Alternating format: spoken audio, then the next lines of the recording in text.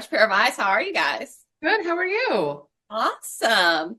So it seems with the casting of the show, it was a colorblind approach. Why was it important for you guys to go that route?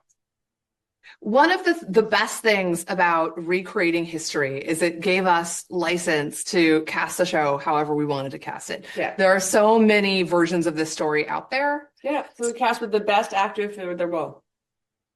Yeah. It's a no-brainer. Yeah. It almost was something that we didn't even have to, everyone just like, yeah, of course. Of course. And as a viewer, I wasn't confused by anything. I feel like people don't give viewers enough credit. I was like, oh, of course that's their cousin. I agree. I didn't question anything. Absolutely. That was our thinking completely. Yeah. How did you balance the supernatural fantasy aspect with the history and humor and still made it a grounded enough show? That's a really good question. Yeah, it is. I think that it was just by.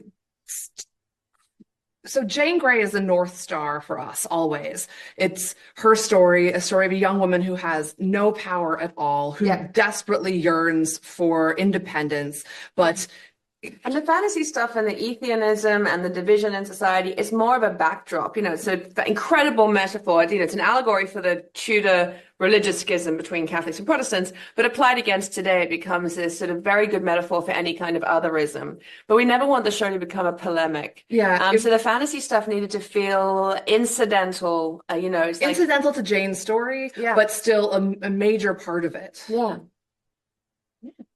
Speaking of Atheians, if you could transform into any animal, what would it be? I think an owl. I'd like to be an owl too. I want to fly. I want to stay up all night long and fly. Yeah. Sometimes and live in a barn. We do have a rule that you have to become an animal from the country you were born in. I was born in Australia, so I think maybe a kangaroo. They're pretty cool. They're really tough. Yeah, they punch. Yeah. In the pilot, we see that Jane and Dudley have this chemistry, and I feel like for a second when her wedding happens, she's kind of second guessing her original plan, and it's like, oh, this actually could have been perfect. Do you think her stubbornness kind of gets in the way of her own happiness in some instances? Yeah, always. Absolutely. So does mine. Yeah, me too. It was so important for us that Jane be flawed, but relatable. That her flaws are what define her. We're not interested in perfect female heroines. We're interested in flaws and relatability and lovability. I saw in a previous interview that you named several movies that you kind of referenced within the show, and I did hear lots of kind of Clueless quotes and other things like that.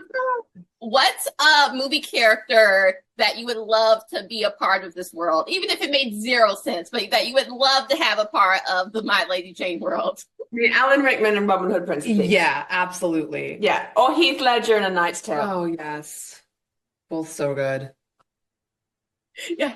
And what was your favorite scene to see come to life that you're like, oh, I can't wait to see this one come from the page to the screen? Oh, the dagger fight. The dagger fight. And also Jane and Guildford meeting in the tavern. Absolutely. And also a spoilery thing that happens with with Jane's best friend, Susannah, very early on in the show. It was so incredible to see that because we filmed with real animals for the most part. Yeah. We didn't use a real bear, but every other animal was real. That was awesome. Well, it was so great to talk to you guys. Congrats on this project, and I can't wait to talk about this again in future projects. Thank you so much. Oh, thank you. Bye.